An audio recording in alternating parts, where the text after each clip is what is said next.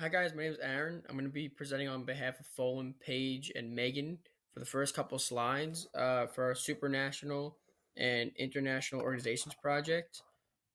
We chose the United Nations, and the memes you see before you are founded by me. I put them in.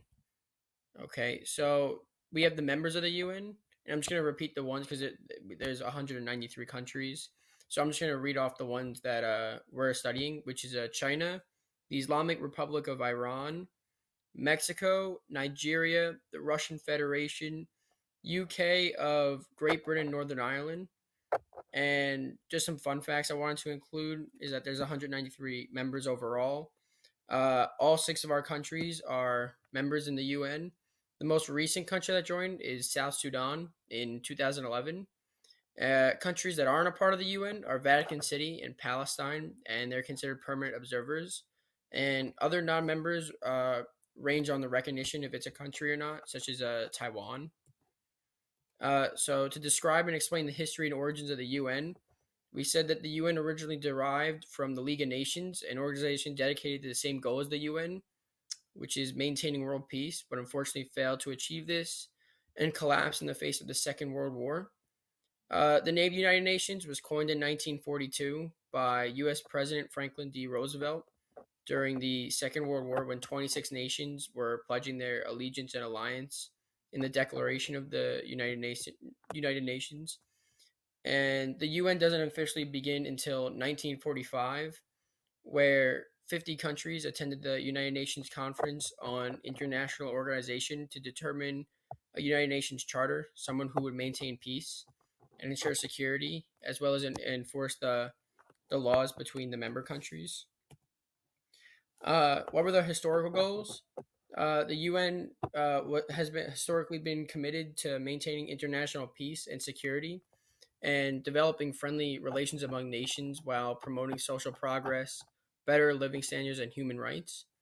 The Charter of the United Nations was signed on June 26, 1945, by leaders from 50 nations, and President Harry Truman called the UN Charter a constitution, a charter for peace, and a solid structure on which we can build a better world.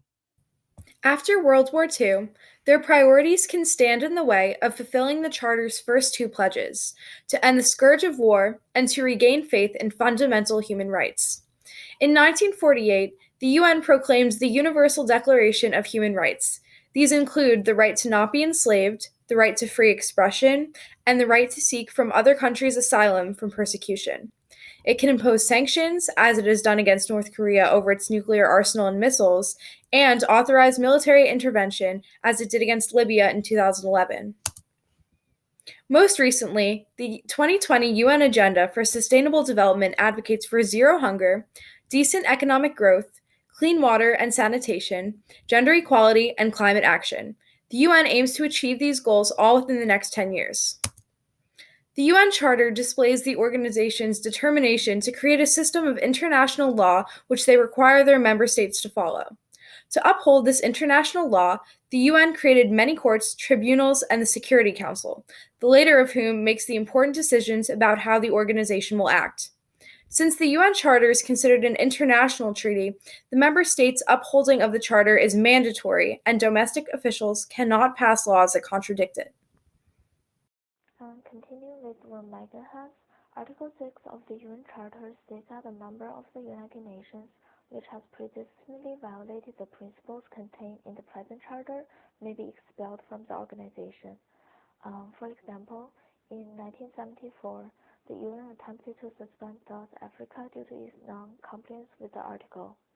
A domestic policy of contention will restrict the opposite policies that force strict segregation of whites and blacks. South Africa had banned interracial marriage, split its citizens by race, and upheld white dominance in the country despite the minority they held. Does the UN have national sovereignty in any of their member countries? And the answer is yes.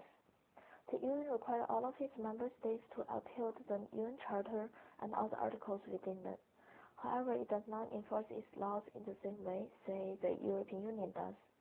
The EU makes international laws via international parliaments, with its own court system and constitutions that require its member countries to obey its policies as they essentially create their new own nation comprised of other nations. The UN, on the other hand, requires its members, which must be free and sovereign themselves, to uphold their charters, which details what the countries must not to do. In other words, the UN sets a moral standard for its members to follow, in hopes of promoting peace instead of economic continuity.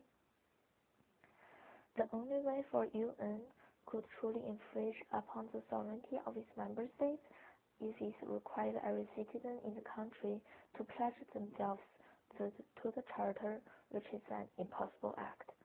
But by definition, the UN requires all of its nations to promote democracy and civil liberties in their own borders. And if they don't put their members on trial via their courts, tribunals, or even the security itself. Countries like China, however, are outliers in the scenarios as they technically have multiple repeated offenses, but since they have permanent member status on the Security Council, are not put on display or suspended. Let's end this off with two really big important questions about the United Nations. Number one, is the UN obsolete? A lot of people seem to think yes. The UN is constantly criticized for its inability to establish reforms, especially after the fall of the Soviet Union. Um, in the cases of the Rwandan genocide and the Darfur crisis, the UN did not intervene in ample time and consequently had no way to effectively enforce resolutions. I think a lot of people know that the UN has a peacekeeping force, but they are not military. They do not have arms. They cannot interact militarily. The UN's resolution regarding the intervention of NATO in Libya is also incredibly controversial.